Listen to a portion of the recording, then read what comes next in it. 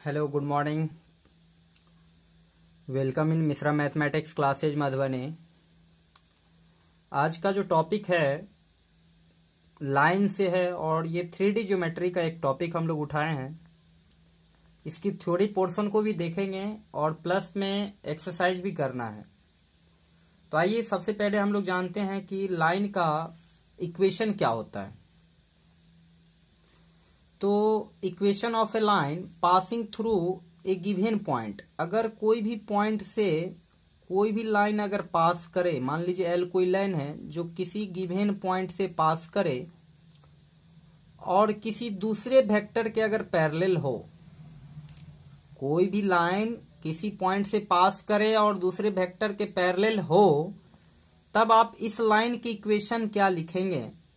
Are vector equal to A plus lambda b. थोड़ा इसको हम ड्राइव पे चर्चा करें तो देखिए, हम मान लेते हैं इस पे कोई भी एक पॉइंट आर वेक्टर। अब अगर हम ये वेक्टर की बात करें, क्योंकि आपको दो पॉइंट आप पता चल गया, तो इस वेक्टर को आप निकाल सकते हैं आर माइनस ए वेक्टर से निकाल सकते हैं।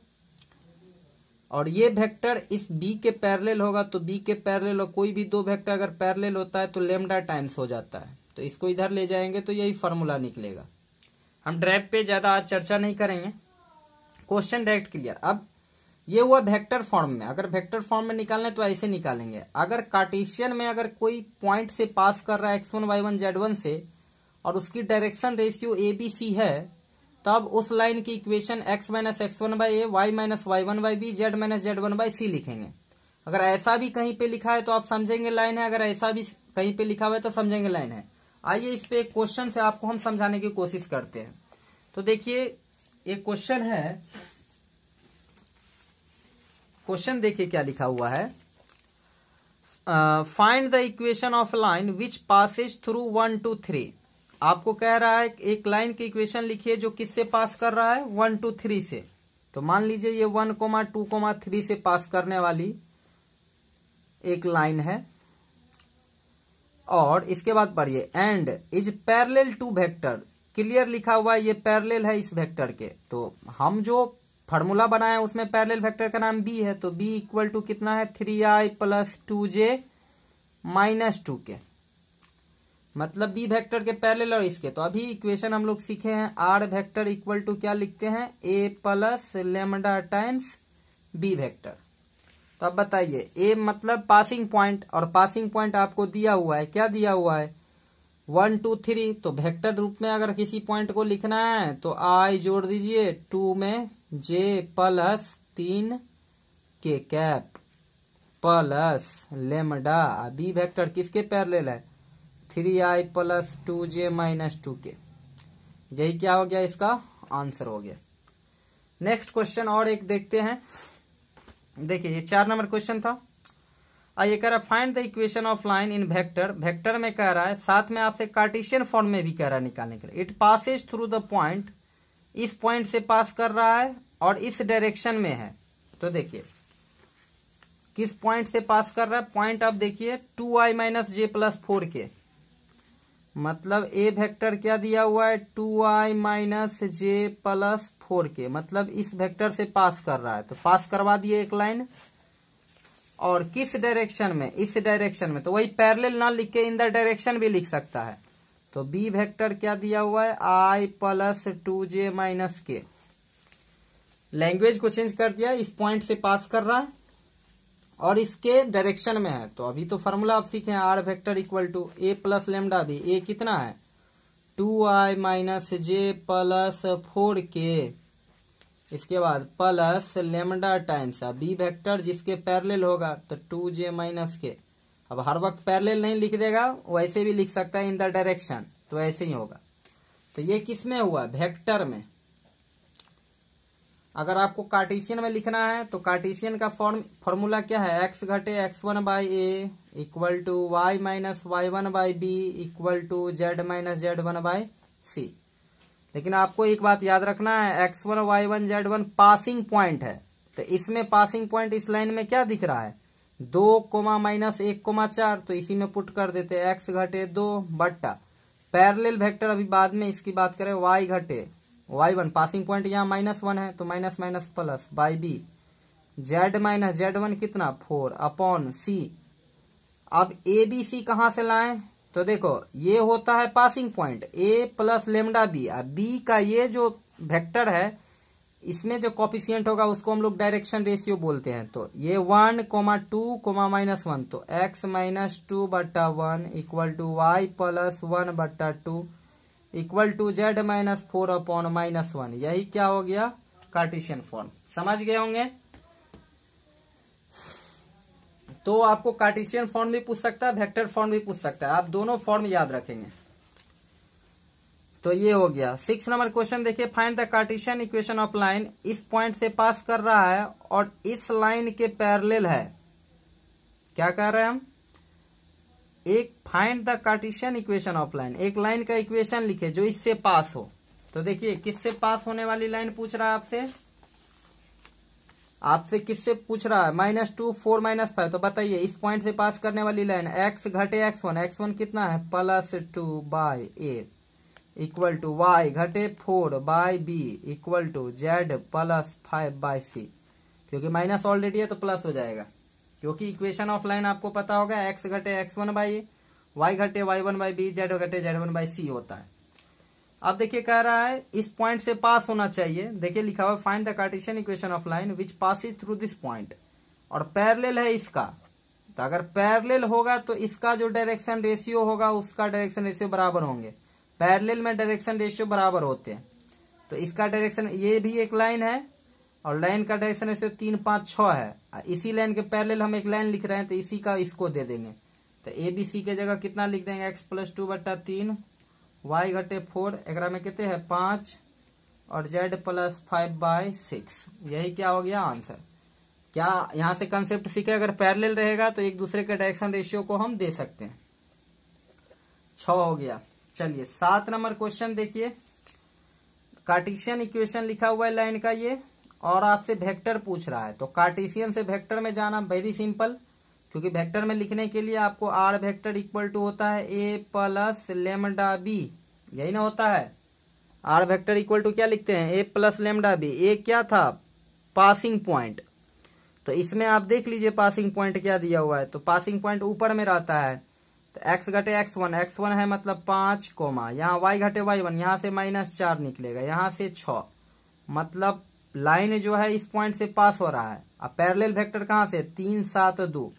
तो इसी को हम लोग कैसे लिख लेंगे, देखिए अगर इसको लिखना चाह रहे हैं आप तो are vector equal to a कितना दिया हुआ है 0.5 - 4 6, तो 5i - 4j plus 6k plus lambda times ये जो नीचे में रहता है वही बी वेक्टर होता है। तो 3i जोड़ 7j जोड़ 2k, 3i जाओ 7j प्लस 2k, यही हो गया वेक्टर फॉर्म। मतलब इससे वो भी ले जा सकते हैं और इससे ये कन्वर्ट कर सकते हैं। तो हम लोग 3 टाइप के क्वेश्चन देखें। अब आइए equation of line passing through 2 point से अगर पास करें तब कैसे हम लोग लाइन का इक्वेशन लिखते हैं वो देखते हैं। तो सबसे पहले हम लोग इसका क्वेश्चन ट्राई करें कि क्वेश्चन हम लोग कैसे बनाएंगे। तो देखिए क्वेश्चन नंबर 8 है, find the vector and Cartesian equation passes through the origin. कह रहा है एक लाइन है जो ओरिजिन से पास हो रहा है, मतलब 0, 0, 0 से ए पॉइंट मान लो, और बी पॉइंट है 5, -2, 3।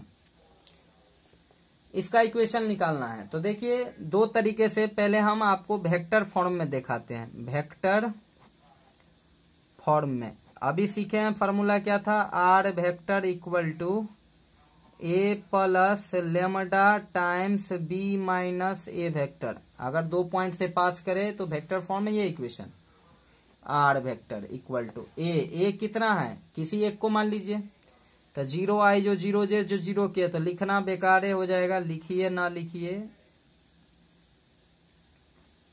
प्लस लेमडा टाइम्स बी घटे, इसमें से इसको घटाइएगा तो 5 में से 0 गया तो 5i, -2 में से 0 गया तो -2j, और 3 में से 0 गया तो 3k क्या। यही क्या हो गया वेक्टर फॉर्म। अब आइए इसी का कार्टेशियन लिखते हैं। कार्टेशियन। कार्टेशियन का फार्मूला याद कीजिए, x घटे x1 बाय x2 घटे x1 इक्वल टू y घटे y1 बाय y2 घटे y1 इक्वल टू z घटे z1 बाय z2 घटे z1। अगर 2 पॉइंट से पास हो तो यही फार्मूला होता है। x1 0 है, x2 घटे x1 तो 5 घटे 0 5, y घटे y1 0 है, y2 घटे y1 तो -2, z घटे z1 0 है, z2 घटे z1 तो 3 घटे 0 कितना 3। यही क्या हो गया, कार्टेशियन फॉर्म। समझ गए होंगे। अब अगला टाइटल आते हैं, एंगल बिटवीन टू लाइन। दो लाइन के बीच का एंगल हम लोग कैसे निकालेंगे। तो देखिए एक लाइन है x घटे x1 बाई a1, y घटे y1 by b, z minus z1 by c। दूसरा लाइन है x घटे x2 बाई a2, y घटे y2 बाई b2, z घटे z2 बाई c2। ये दोनों लाइन है। अगर इस दोनों लाइन के बीच की आप चाहते हैं थीटा निकालना, तो आप क्या करें, अगर मान लीजिए ये लाइन है और ये लाइन है L1 और L2, अगर ये थीटा आपसे निकालने को आता है तो आप क्या करें, दोनों जो डायरेक्शन रेशियो इसके बीच के एंगल को निकाल देते हैं। A1 A2, B1 B2, C1 C2, A1 square B1 square C1 square, इसका root A2 square B2 square C2 square, इसका रूट। ये हम लोग कार्टेशियन में पढ़ रहे हैं। अगर मान लीजिए दो लाइन परपेंडिकुलर हो गया तो थीटा 90, तो ये cos 90 0 हो जाएगा। इधर अगर थीटा 90 रखेंगे तो क्या हो जाएगा 0, ये इधर जाएगा तो 0, तो इतना इक्वल टू 0, इतना इक्वल टू 0। अगर पैरेलल होगा दो लाइन, मतलब ये दोनों लाइन मान लीजिए पैरेलल है, तो थीटा हो जाएगा 0 डिग्री। तब A1 by A2, B1 by B2 और C1 बाई C2 क्या होना चाहिए, बराबर होना चाहिए। समझ गए। तो आइए हम एंगल निकाल के आपको दिखाते हैं, तब आपको क्लियर आएगा कि आखिर एंगल कैसे निकालते हैं हम लोग। तो सबसे पहले हम कार्टेशियन फॉर्म में ही देख लेते हैं। जैसे कि क्वेश्चन है x घटे 2 बाई 2 इक्वल टू y घटे 1 by 5 equal to z plus 3 बट्टा -3। एक लाइन ये है और L2 है x प्लस 2 बट्टा -1 इक्वल टू y घटे 4 बट्टा 8 इक्वल टू z घटे 5 बट्टा 4। अब इस दोनों के बीच का एंगल निकालने के लिए अभी फार्मूला बताए हैं कॉस थीटा का। तो देखिए पहले लाइन को देख लेना है कि लाइन सही कंडीशन में है कि नहीं। तो देखो x घटे x1 बाई a, y घटे y1 बाई b, z घटे z1, इसको माइनस बनाया जा सकता है। x घटे x2 बाई a2, y घटे y2 बाई b2, z घटे, मतलब x y z के पीछे नहीं कुछ होना चाहिए एक के अलावा, और प्लस में प्लस होना चाहिए। तब हम लोग जानते हैं, देखिए a1 b1 c1 बताइए। a1 2 है, b1 5 है, c1 -3 है, a2 -1 है, b2 8 है और c2 4 है। तो we know that cos theta equal to a1 a2 जोड़ b1 b2 जोड़ c1 c2 root under a1 square जोड़ b1 स्क्वायर जोड़ c1 स्क्वायर, a2 स्क्वायर जोड़ b2 स्क्वायर जोड़ c2 square. cos theta equal to, बताइए क्या लिखिएगा, a1 a2 2 गुने -1 तो -2, 8 पंचे 40, 4 तिया 12 बाय 2 का स्क्वायर 4 प्लस 5 का स्क्वायर 25 प्लस 3 तिया 9, इसका 1 8 8 64, 4 चौका 16। तो बताइए cos थीटा इक्वल टू 40, अब 12 2 14, 40 में से 14 गया तो 26 अपॉन 25 4 29 9 38 रूट 38, 64 16 80 81 81 का रूट कितना 9। कुछ कट रहा है, नहीं कट रहा है तो रहने दो। Theta equal to cos inverse 26 बट्टा 9 रूट 38। आपको सिर्फ देखना है कि कैलकुलेशन कहीं गड़बड़ ना हो जाए। कॉस थीटा का फॉर्मूला लगा दिए, समझ गए होंगे। अब नेक्स्ट एक और एंगल बताएंगे आपको। आइए एक और एंगल निकालते हैं हम लोग। जैसे कि आपको निकालना है एंगल x/2 है। देखिए क्वेश्चन यहीं से दिखा देते हैं आपको, क्वेश्चन दिख रहा होगा x/2 y/2 z/1 है और ये x - 5/4 y घटे 2 बाई, मतलब सही है। तो ये a1 b1 c1 हो गया, a2 b2 c2 हो गया। खुद से ट्राई कीजिए, निकल जाएगा। अब देखिए, अब आते हैं, अगर मान लीजिए सपोज डेट आपको angle find the value of p, और ये लाइन दिया हुआ है और ये लाइन दिया हुआ है राइट एंगल। राइट का मतलब होता है 90 डिग्री, और 90 डिग्री ये पहले से क्या दिया 13 नंबर। देखिए 13 नंबर क्या है, 13 नहीं है 12 नंबर।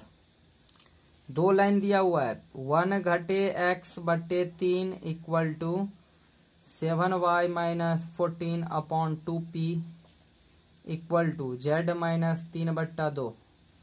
इसके बाद एक लाइन और है, 7 घटे 7x बट्टा 3p इक्वल टू y घटे 5 बट्टे 1 equal to 6 minus z upon 5। अब देखो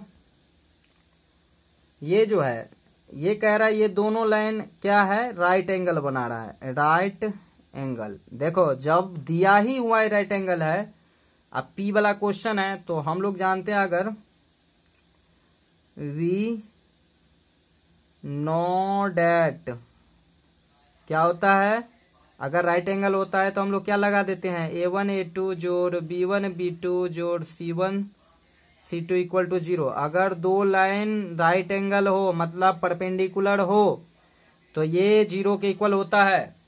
बट अब तुम सोचते होंगे सर ये a1 है, ये b1 है, ये c1 है। नहीं, बिल्कुल गलत। ये a2 है, b2 है, c2 लाइनें गलत दिया हुआ है। तो आप सबसे पहला काम आप याद रखें कि लाइन को सर देखें कैसे कि गलत है ये सही। तो आप लाइन के इक्वेशन को हम आपको फोटो दिखा दें कि लाइन का इक्वेशन क्या था। देखिए लाइन का इक्वेशन क्या होता है, x घटे x1। क्या x पहले है, नहीं, यहाँ देखिए x में प्लस होना चाहिए, यहाँ माइनस है, तो इसको चेंज करते हैं। 1 माइनस एक्स को x प्लस करना है तो हम ऐसे कर सकते हैं, इसको x घटे 1 उल्टा कर दिए, माइनस साइन जो आया यहाँ पे कॉमन होके इसको दे दिए, कर सकते हैं।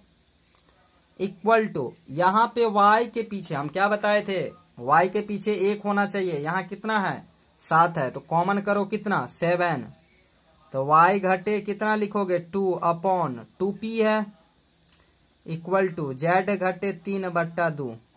अब दिमाग में आता होगा सर कॉमन तो ले लिए बट इस 7 को करेंगे क्या, तो इस 7 को यहाँ पे ले आएंगे और इस 7 को हटा देंगे,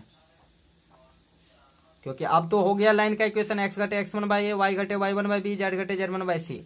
अब तुम लिख सकते हो a1 b1 c1।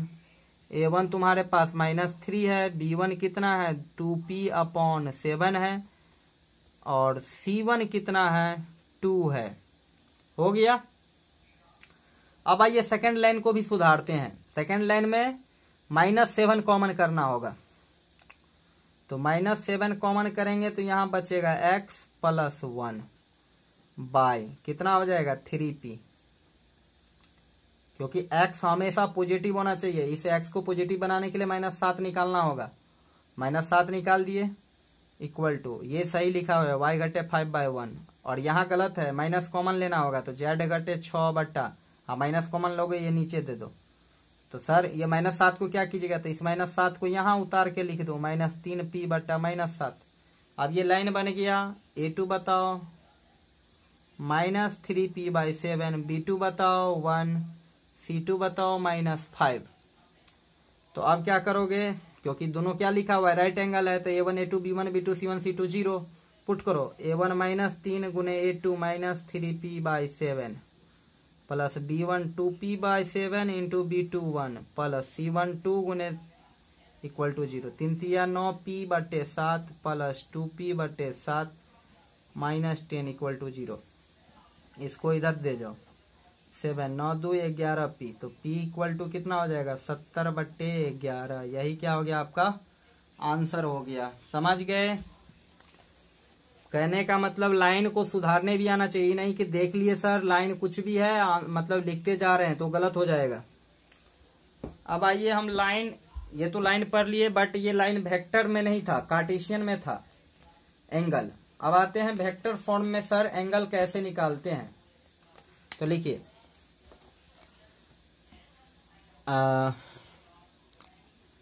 Angle between two lines in vector form. Vector form बहुत इजी है, खाली रट्टाफिकेशन होना चाहिए। वेक्टर फॉर्म में लाइन का इक्वेशन r इक्वल टू, बताइए दो लाइन है इसलिए a1 vector plus lambda times b1 मान लेते हैं।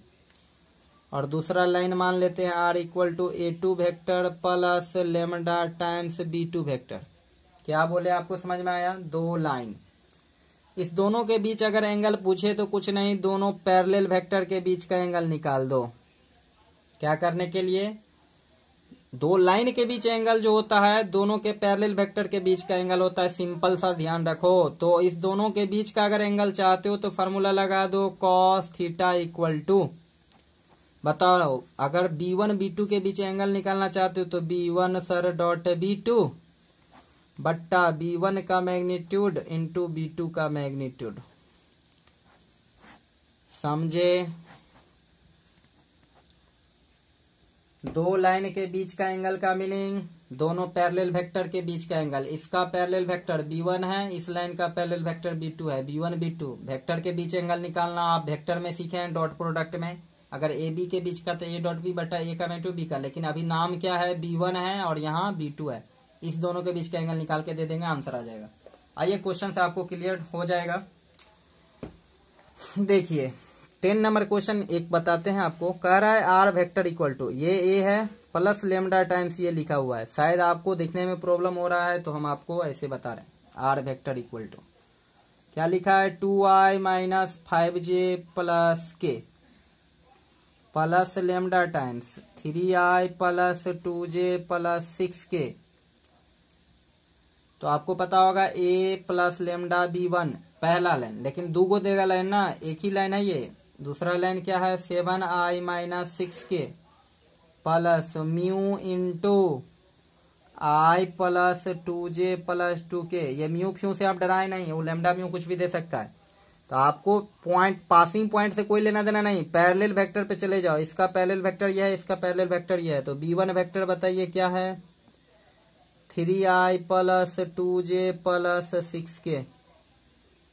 पैरेलल वेक्टर वही होता है जिसके साथ लेमडा या कुछ लगा हो। अगर लेमडा और नहीं लगा है तो वो मतलब पासिंग पॉइंट दिया रहता है, क्योंकि इसमें कुछ नहीं लगा है मतलब ये पासिंग पॉइंट है। और B2 वेक्टर क्या है? i plus 2j plus 2k। अब आप जानते हैं इसके वेक्टर और इसके वेक्टर के बीच का एंगल निकालना ही लाइन के बीच का एंगल होता है। तो cos theta equal to B1 vector dot B2 upon B1 का मैग्नीट्यूड डॉट B2 का मैग्नीट्यूड।